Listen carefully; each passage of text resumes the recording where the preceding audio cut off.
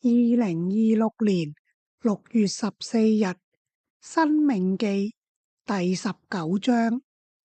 耶和華你的神把列國的民剪除了，耶和華你的神把他們的地賜給了你，你趕走了那些國民，住在他們的城市和房屋以後，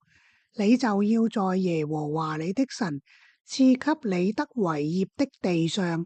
為自己分別3座城。你要為自己預備道路，又要把耶和華你的神給你作產業的地分為3區，使誤殺人的可以逃到那裏去。誤殺人的逃到那裏就可以存活。規例是這樣：無意殺了人，彼此又素無仇恨的，譬如他和鄰舍同進森林砍伐樹木，他手裏揮着斧子砍伐樹木的時候，斧頭竟脫了把，落在鄰舍身上，以致那人死了，他就可以逃到這些城中的一座去，這樣他就可以活命，免得報血仇的心中怒火如焚的時候，追趕那誤殺人的，因為路途長遠，就追上了他，把他殺死。其實他沒有該死的罪，因為他和那人素無仇恨。因此我吩咐你，你要為自己分別3座城。如果耶和華你的神照着他向你列祖起過的誓，擴張你的境界，把他應許賜給你列祖的全地都賜給了你。如果你謹守遵行我今日吩咐你的這一切誡命，愛耶和華你的神，常常行他的道路，你就要在這3座城以外再加添3座城，免得無辜人的血流在耶和華你的神要賜給你作產業的地上，以致流人血的罪歸在你身上。但是如果有人恨他的鄰舍，埋伏着等他，起來攻擊他，把他殺死了，然後逃到這些城中的一座，他本城的長老要派人去，把他從那裏帶出來，交在報血仇的人手中，好把他處死。你的眼睛不可顧惜他，卻要把流無辜人的血的罪從以色列中除掉，好使你平安無事。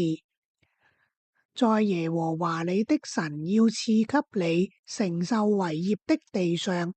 不可挪移你鄰舍的地界，因為那是先人立定的。人無論有什麼過錯，或是犯了什麼罪惡，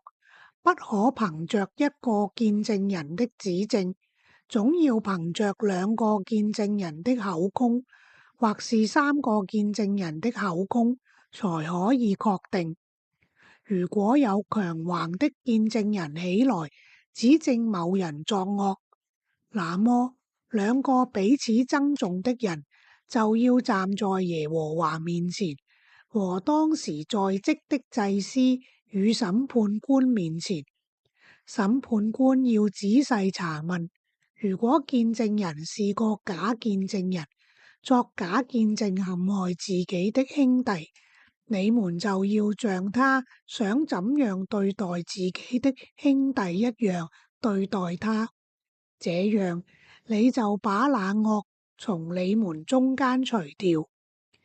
其餘的人聽見了，就必害怕，不敢再在你中間行這樣的惡事了。